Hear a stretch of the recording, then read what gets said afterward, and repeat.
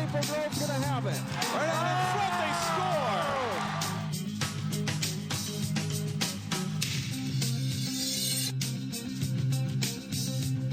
Welcome to Sports Jam for the week of May 23rd. I'm Jay Wilcox. And I'm John Jacobson. Today on the show, section boys tennis highlights.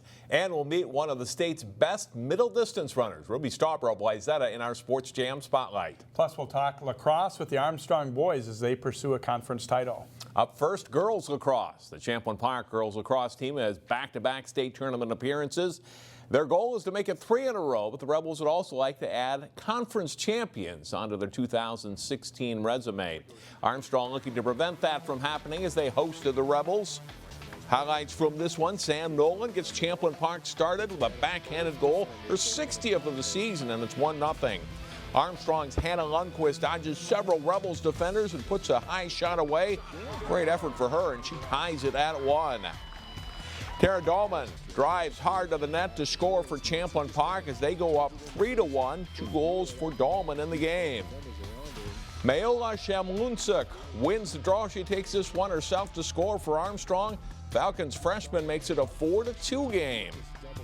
A great passing play for the Rebels. Nolan to Dahlman, and then back to Nolan for the goal, and it's 7-4 as the Rebels' lead grows.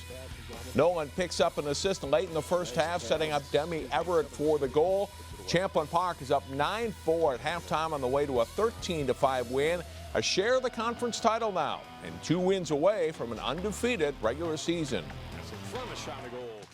It's come along quite well, and the difference is that this year we just kind of started off working a lot better as a team and flowing a lot at the beginning of the season. In boys lacrosse, Armstrong needed a win over Maple Grove to get a chance to play for a share of the Northwest Suburban title this week. They get a major test from the Crimson on Friday night. Quick passing for Armstrong leads to a goal in close for Joe Poferl to start the scoring. The Falcons add another to go up 2-0. Maple Grove responds with a pair of goals. Hunter House scores from a shallow angle. It's 2-2 after a quarter. That's the halftime score too. Nathan Borwick becomes Armstrong's all-time leading scorer on this goal. That gives the Falcons a 4-3 lead. Down by 1 in the last minute, Maple Grove comes through as House turns the corner on the defender and scores to tie it 6-6 with 17 seconds left, and we go to overtime. In OT, Maple Grove gets 3 great chances to win it, but goalie Nick Gonrowski is spectacular. And it leads to this. Matt Zayer scores the game winner as Armstrong wins 7-6 to keep their conference title hopes alive. We'll hear from the Falcons later in the show. Wayzata won both the state True Team title and state high school league championships in boys track and field last spring. The Trojans look to repeat as True Team champs last week. And Wayzata does take the Class 3A boys title, with Hopkins also performing well to take second place. Mounds View, Lakeville South, and Blaine round out the top 5. The Totino Grace boys were 5th in Class 2A. Lakeville South won the girls 3A title. It's the 4th year in a row that Wayzata has won the state boys True Team championship. The Northwest Suburban Conference Girls Golf Championships are decided by a series of regular season matches and 2 18-hole tournaments. The final 18-hole tourney of the regular season took place last Friday at Bunker Hills. Maddie Gorman of Osseo playing in the #1 slot for the Orioles. She shot the low score for her team with a round of 90. Armstrong Shelby Kiefer with a good chip from the fringe on Bunker's East Course second hole, getting this one to within inches of the cup. Kiefer and the Falcons tie for 4th place overall. Sarah Sontowski of Armstrong, one of the best golfers in the Northwest Suburban. She rolls in this birdie putt on the East first hole. Sontowski with a score of 81 to win medalist honors. Sarah Erickson of Maple Grove just misses by an inch or so on this putt on West Course number 5. The Crimson finished 3rd for the season among West Division teams. Taylor Minger of Champlin Park with a par try on the par 3-8 West. Minger finishes with an 82. She is Champlin Park's low score, finishing 1 shot behind Sontowski of Armstrong. Here are the final scores for the top 5 team finishers. Elk River places first with a score of 345. Champlin Park comes in second, just ahead of Spring Lake Park. Armstrong and Blaine tie for 4th place with scores of 384. Boys teams in the Northwest Suburban took the course at Bunker Hills on Thursday. This is Armstrong's Jarrett Smith teeing off to start his round. He leads the Falcons with a 79. Michael Soro of Champlain Park with a nice chip from the sand that leads to a par on East hole number 2. He leads the Rebels with an 82. Nate Adams of Maple Grove sinks the 5-footer for par on West number 2. He cards an 81. Dylan Hansen, 78, leads the Crimson. Zach Tyson of Osseo is just short on a long putt for par on East number 4. Tyson leads the Orioles with an 84. It's a close finish as Centennial ends up one shot ahead of Blaine with Anoka in third, one stroke back of the Bengals.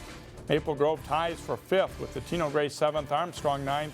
Osseo and Champlain Park tie for 12th. And John, local boys golf teams in Section 5 3A have their section tournament Wednesday and Thursday of this week at Bunker. And girls tournament Section 5 next week, as is the first day of Section 6. So some busy days ahead.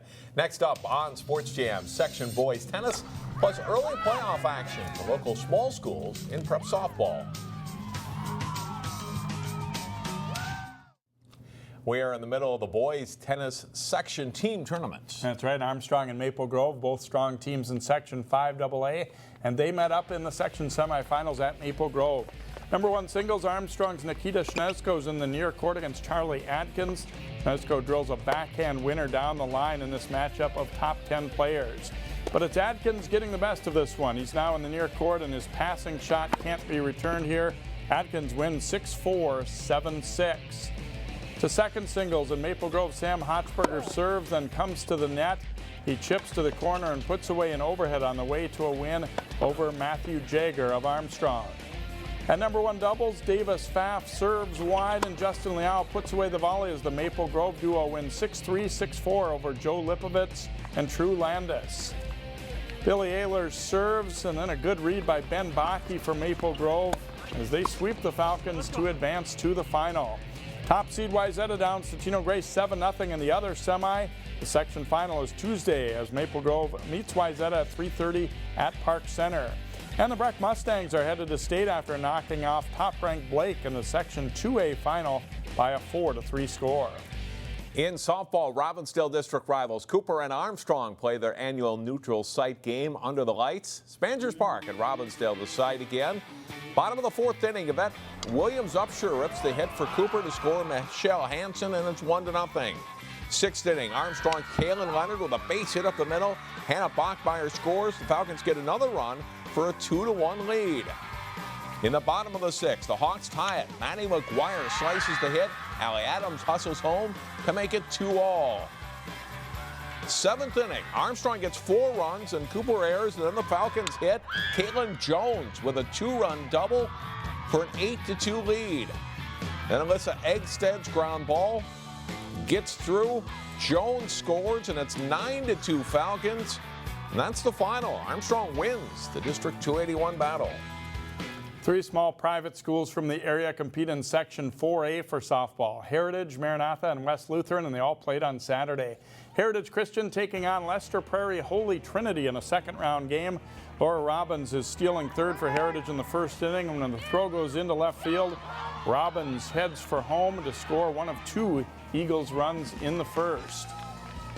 In the 3rd inning, Morgan Meisner will ground a single to right field. Joni Wick comes in to score when the throw gets away on the infield. Heritage leads at 4-0 through 2.5 innings. But it's all Lester Prairie from there. Taylor Tretton singles to center field in the 4th inning. Nicole Ettinger and Kayla Weinzerl score, tying the game up at 4 apiece. And then Tretton delivers again in the 5th inning as she doubles to the fence in right center. Weinzerl and Harley Henches score. Lester Prairie goes on to win the game 12-4. Lester Prairie then faces West Lutheran, the tournament's 2nd seed. Bottom of the 1st, and Sienna Bjorlund singles past second and into center. Miranda Wahlberg scores. West Lutheran goes up 3-0 after 1. 4th inning, and it's Afton Zemke with a single to right center. Amelia Torfin cruises in with another Warriors run to make it 5-0. Bjorlund picks up another run batted in, and this ground out to third as Laura Studansky scores on the play. And check out the catch in center field by West Lutheran's Sydney Capel as she takes away a sure hit. A nice catch here. West Lutheran wins 7-0. They face top seed Kimball next. Maranatha Christian is still alive in losers bracket play.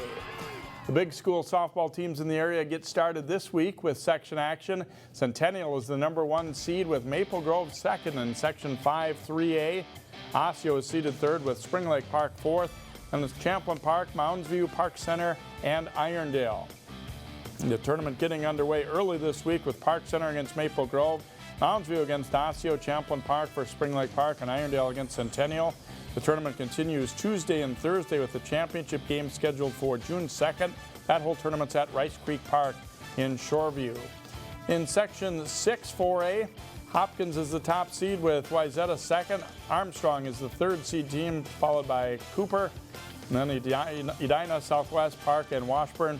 In first round play scheduled for Tuesday, Hopkins faces Washburn and Cooper meets Edina in 3 o'clock games with St. Louis Park, Wayzata, and Southwest Armstrong scheduled for 5. That tournament is at Pamela Park in Edina. Now to baseball, where the Heritage Christian Academy Eagles have had a pretty solid season. They had a wild one with the Blake Bears last week. Top of the first inning, Blake's Eric Stolt singles to left field. A.J. Heff scores. Jacob Bear tries to score but is thrown out at the plate. And this ends the inning, but Blake scores 5 and they go up 5-0. Down 6-1 in the third, Heritage erupts. Timmy Thurston gets things started with this double to left field. Jeff Sawtell scores to cut the lead to 6-2. 2 batters later, T.J. Guggenberger singles to left. Seth Halverson scores. Thurston hustles in to add a second run, and it's a 6-4 game. After Heritage brings in 5 more runs, it's Thurston at the plate again. The liner down the right field line, Nate Halverson and Seth Halverson both come across the plate. And then as Thurston slides into third, the relay gets away.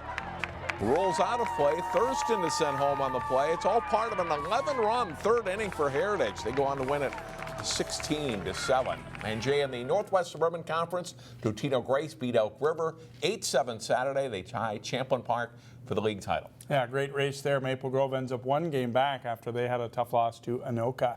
Many of those teams have a non-conference game or 2 left before they start section play. Next up, she's one of Minnesota's best track and field athletes. Meet Ruby Stauber of Wayzata in our Sports Jam Spotlight.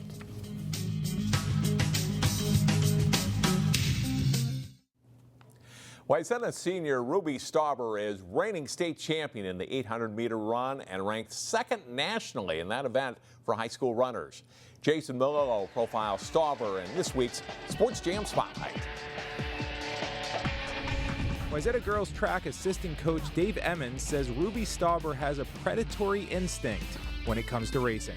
Just watch her in the 4x4s, you know, she'll get the baton and just eat people alive. Stauber is now one of the fastest high school runners in the country in the 800-meter, but the 400-meter was her first love.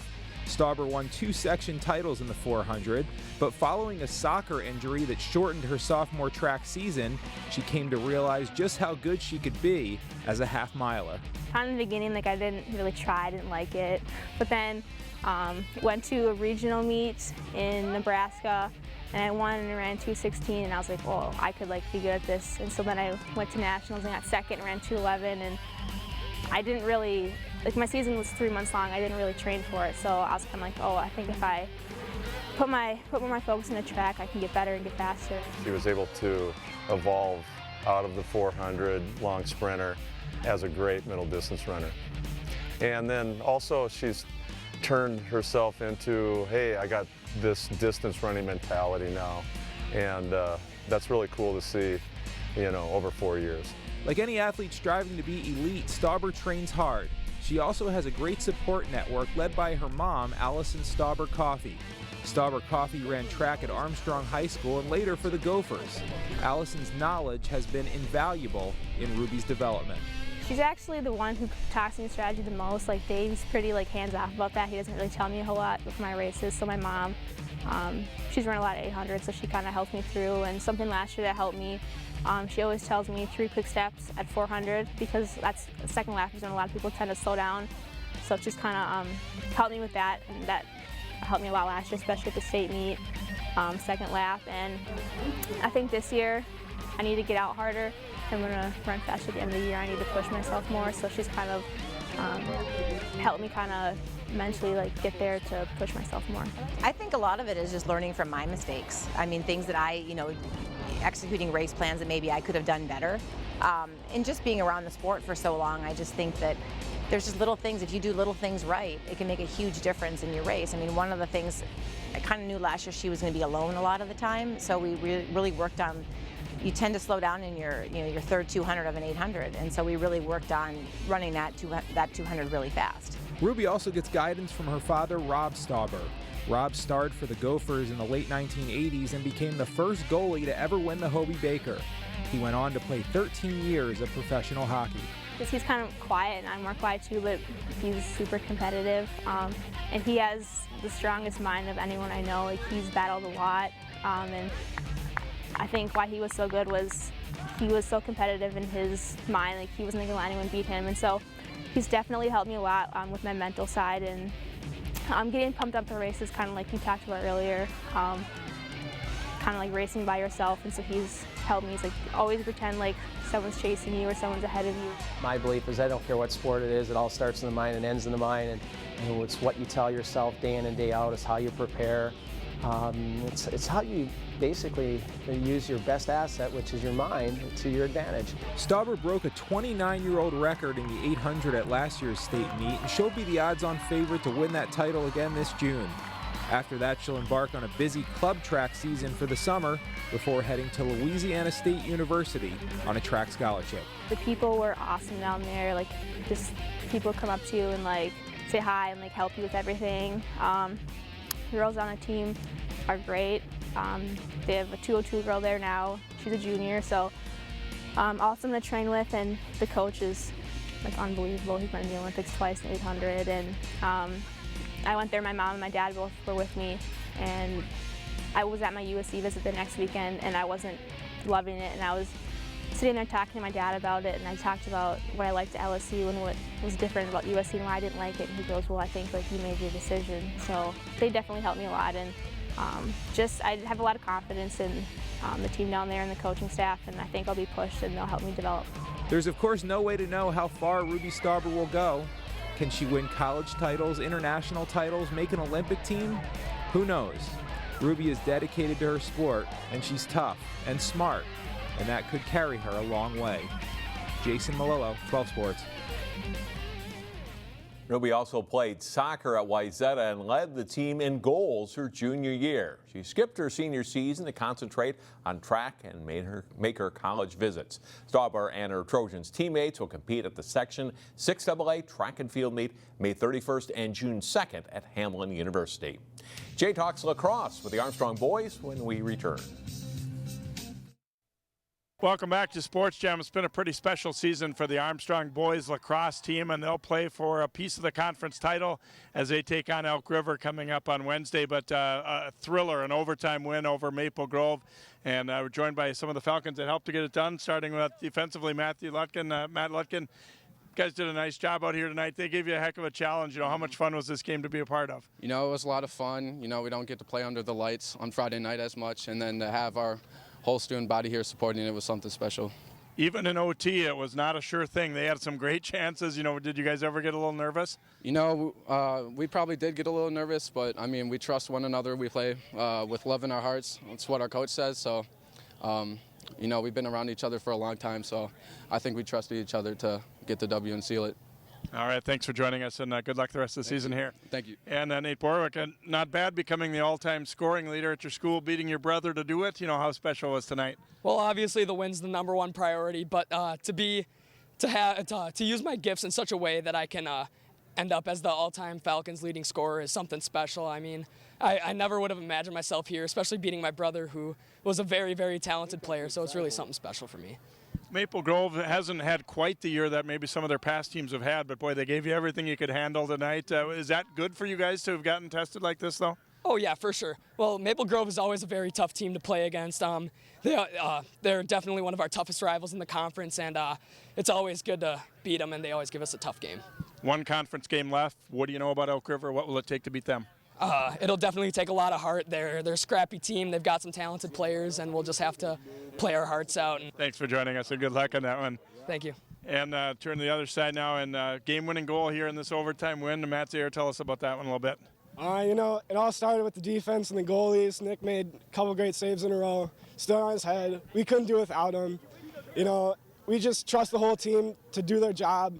And when it came down to it, it happened to be me, but it could have been anyone on the team. It's been everybody. It's a team effort. Even though it would be maybe more fun to have a little more comfort zone, was this a game that you think is good for you guys heading in toward playoff time? Yeah, it's great to push ourselves. It's always fun to have a battle. And we knew it was coming in. We had to have hard discipline, you know. But I think we played as a team, and we really grew together tonight. Thanks for joining us. Have fun the rest of the way here. Thank you. And speaking of great goaltending, they got a couple of guys here that can really play, starting with Gonrowski. I mean, how much fun was it in OT? You made 3 huge saves in a row there. Your bench erupted. You know, how did it feel out there for yourself? Yeah, it was crazy. I was building off the momentum that everyone was giving me, the crowd, the bench, especially my co-attendee, Henry, been there for me, both OT wins, cheering me on, and Coach Cahill, couldn't have done it without him. One more conference game left, Elk River. You know, they've been kind of a surprise team this year, but what will it take to beat them? Same amount of enthusiasm, heart, and everything that we just displayed out on this field. Bring it to Elk River and come out with a dub. Thanks for joining us, and good luck in that one. Thank you. And as we said, both goalies playing here, and a great first half for you, Henry Foreman. You know, how did you like the way the team responded here tonight? We came out balled tonight, all the heart. The bench gets up, and that just fuels us, me and Nick. I think it's an overlooked thing in lacrosse to get really good goalkeeping, and you know, talk about how much that has had an impact on this team this year. Well, Gronk and I, we feel each other every day at practice. We push each other to get better, and then we come out and we ball on this field. All right, Henry Foreman, one of the goalkeeping stars here for the Armstrong Falcons. Again, they'll play for a conference championship on Wednesday against Elk River. We'll be back to wrap up Sports Jam right after this, but first it's our Plays of the Week.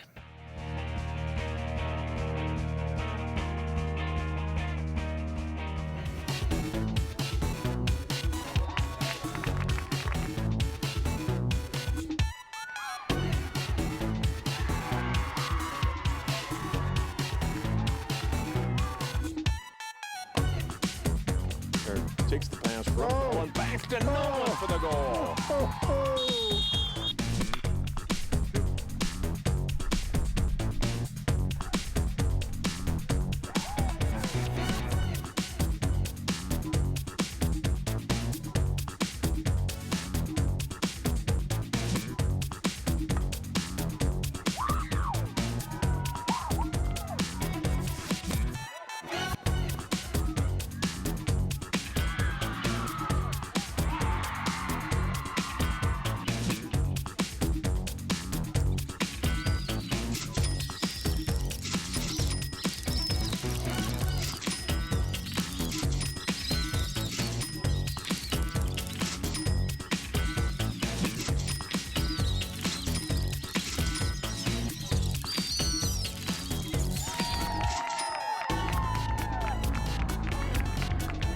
Get ready for the Step to a Challenge from May 1st through the 28th. It's a great community event to help you get active. For more details, go to InTheCommunity at 12.tv.